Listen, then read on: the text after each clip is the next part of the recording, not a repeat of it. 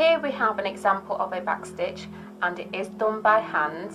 And what happens is, in order to sew forward, you need to stitch backwards, which I'll show you how to do that in a moment. And the back stitching resembles a sewing machine stitch, and it's one of the strongest hand stitching that you can actually do. I've got a hand sewing needle, it's double thread, and I've got a knot at the end. Now you need to start at the back of your fabric, and I've indicated here with a little dot, this is where you need to actually start your first stitch into your fabric.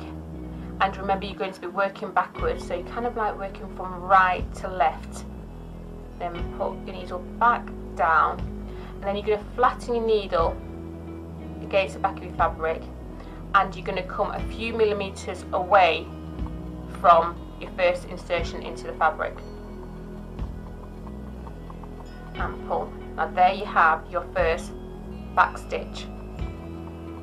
And then I'm going to go backwards near enough to the first insertion into the fabric for the first stitch, and pull it through, and you've got another back stitch.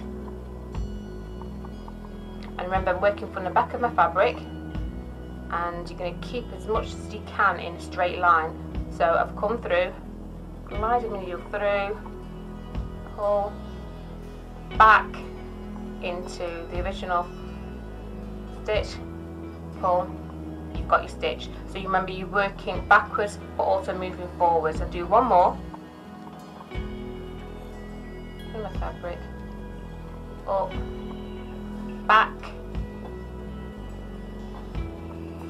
flatten against my back of the fabric, making sure I move forward, pull my needle through.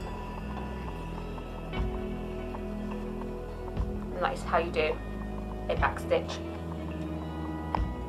And back to my original sample of my back stitching here, and one of the reasons we use back stitching, as I said before, for strength, and it also resembles your sewing machine stitch, but it's one of the earliest forms of hand stitching garments together. Now this, I've created a seam here, turn you out of the way, and you can see how it is quite strong stitch. Now to show you the back, and that is what it looks like on the reverse side.